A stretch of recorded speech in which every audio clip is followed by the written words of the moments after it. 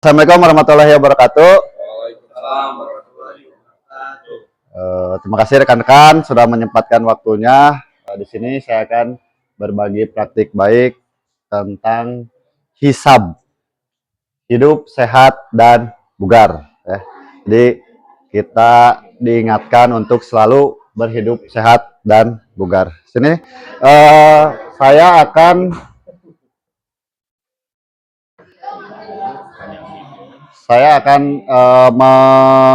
treatment untuk anak-anak supaya anak-anak di SMA 3 ini semua berpola hidup sehat dan bugar.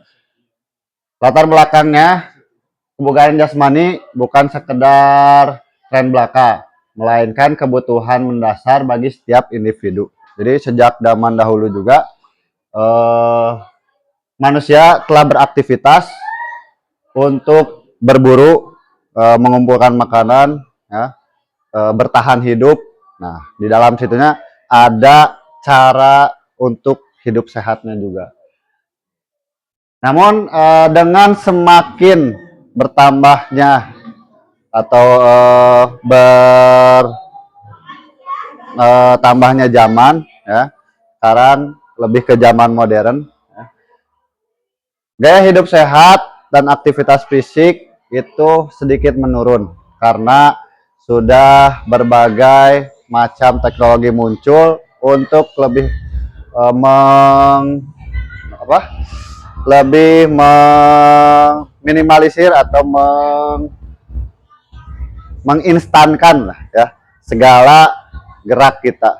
Jadi untuk aktivitas geraknya agak berkurang. Nah, jadi kita lebih banyak untuk sekarang duduk di depan komputer, ya, terasa oleh kita sebagai guru dibebankan dengan administrasi yang banyak di depan komputer, ya. Kita selalu duduk di depan komputer, kemudian menonton televisi, dan yang paling sering menggunakan gadget, ya. Bagi di anak-anak, banyak anak-anak zaman sekarang yang dari mulai SD ya sudah menggunakan gadget, sehingga kurang aktivitas fisik ini dan akan berdampak pada kesehatan kita. Dalam konteks pendidikan, kebugaran fisik memainkan peran penting dalam mengembangkan kemampuan motorik, meningkatkan konsentrasi, dan mendorong perilaku positif di kalangan siswa. Sering saya menemukan ketika di pembelajaran di dalam kelas, banyak siswa yang selalu mengantuk. Nah mungkin salah satunya itu ya, karena kurangnya aktivitas fisik, ya, sehingga oksigen yang masuk ke dalam otaknya kurang, kemudian konsentrasinya juga kurang. Banyak penelitian menunjukkan bahwa siswa yang aktif secara fisik cenderung memiliki nilai akademik yang lebih baik, kemampuan sosial yang lebih kuat, dan resiko lebih rendah terhadap masalah kesehatan mental seperti kecemasan dan depresi. Jadi banyak anak yang depresi atau punya kecemasan mental yang tinggi karena dia selalu diam, ya, tidak bergerak. Tapi kalau yang aktivitasnya geraknya bagus, ya, itu tingkat kecemasan dan depresinya rendah, seperti itu.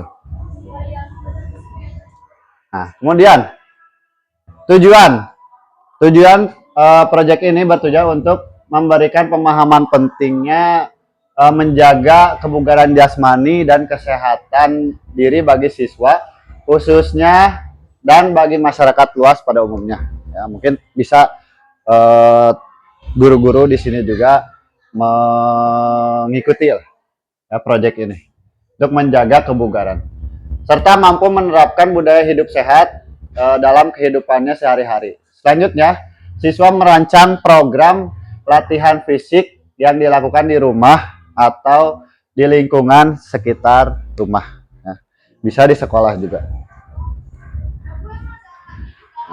Kemudian bentuk kegiatan proyeknya.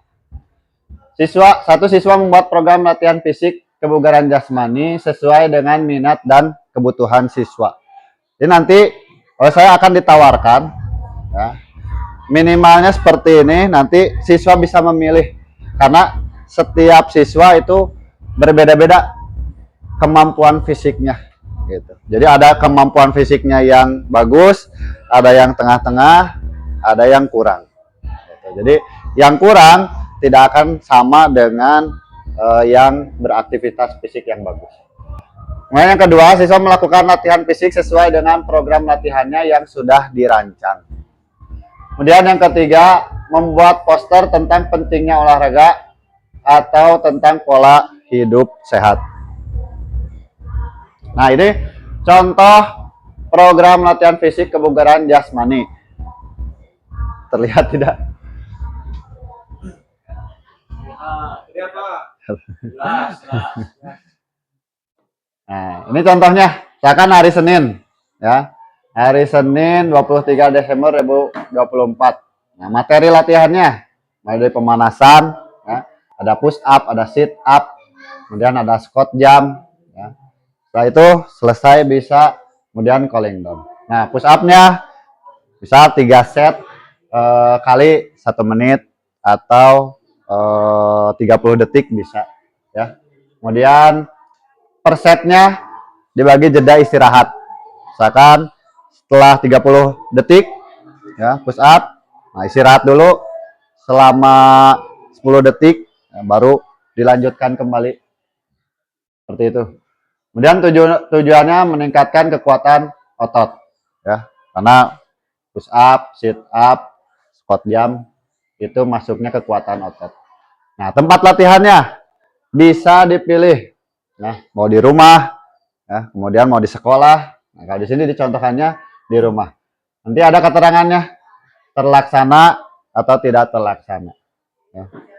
Kemudian selang 1 hari, misalkan hari Selasanya bisa dipakai istirahat. Nah, kemudian hari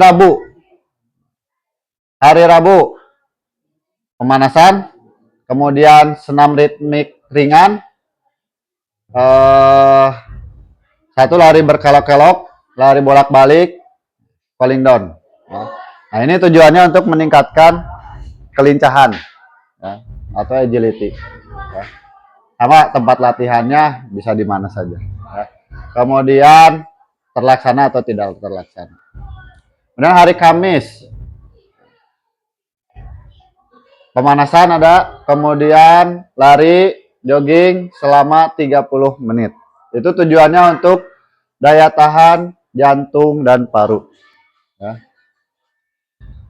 Kalau lari, nah diusahakan mungkin lebih enaknya di lapangan terbuka, ya.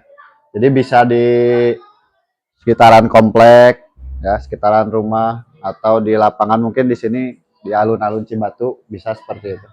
Ya. Nanti ada terlaksana atau tidak terlaksana. Kemudian hari Sabtu, ya, pemanasan, senam ritmik, kemudian falling down kembali, meningkatkan daya tahan jantung paru kembali, ya. Bisa di rumah dan sebagainya, terlaksana atau tidak terlaksana. Jadi setiap minggunya bisa diambil 3 atau 4 kali dalam seminggu, ya. Setiap harinya kan berbeda-beda tujuannya. Misalkan meningkatkan daya tahan tubuh, meningkatkan kekuatan, meningkatkan kelincahan. Cuman yang paling sering untuk minimal harus ada meningkatkan daya tahan jantung dan paru. Seperti itu. Kemudian capaian pembelajarannya. Satu, peningkatan kesadaran dan pemahaman siswa mengenai pentingnya menjaga kebugaran dan kesehatan. Kemudian yang kedua, pemahaman siswa terhadap pola hidup sehat, baik dari segi aktivitas fisik, pola makan, dan pola istirahat yang dilakukan. Nah, kemudian produk yang dihasilkan. Satu, portofolio proyek siswa dalam bentuk buku atau dokumen digital yang menampilkan program latihan fisik, kebugaran jasmani. Kemudian ada berupa poster edukasi kesehatan yang dibuat oleh siswa untuk mempromosikan gaya hidup sehat dan pentingnya olahraga. Jadi supaya yang lainnya juga bisa ikut serta. Nah, mitra dalam komunitas belajar. Jadi ada guru PJOK, kemudian guru biologi, kemudian guru kimia. Nah,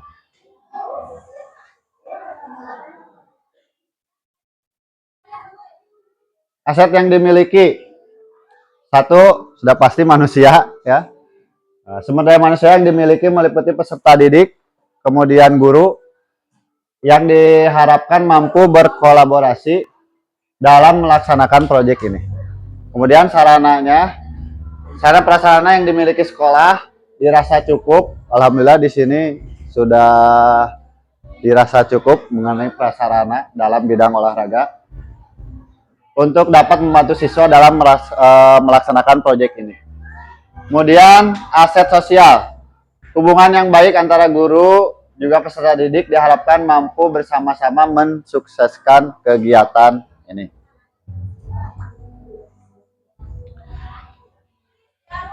Nah, kegiatan ini juga sebetulnya bisa dimasukkan dalam kegiatan P5.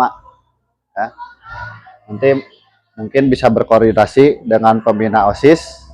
Ya, alhamdulillah di sini kedatangan pembina OSIS. Terima kasih Bapak. Rencana evaluasi monitoring kegiatan melalui pemantauan via WA grup kelas apabila ada kesulitan atau bisa bertemu langsung. Kalau di sekolah mungkin bisa konsultasinya langsung, tapi kalau melaksanakannya di rumah bisa berkomunikasi via WhatsApp grup. Setelah diperoleh informasi dari proses monitoring dan juga wawancara terhadap siswa, kemudian dilakukan evaluasi mengenai proyek yang sudah dilaksanakan. Nah, tantangan yang dihadapi. Satu, kegiatan yang dilakukan siswa baik di sekolah maupun di rumah seringkali menjadikan mereka abai terhadap kesehatan mereka sendiri. Ya. Dan yang kedua, guru sulit untuk mengontrol kegiatan yang dilakukan siswa di luar sekolah. Kemudian yang ketiga, kesibukan atau kegiatan orang tua yang tidak bisa memberikan bimbingan dan arahan terus-menerus selama siswa berada di rumah. Ini tantangan yang dihadapi ini. Mungkin presentasi dari saya sekian. Mangga kalau ada masukan atau saran, kemudian ada pertanyaan, silakan Bapak-bapak mengenai proyek ini agar lebih disempurnakan kembali.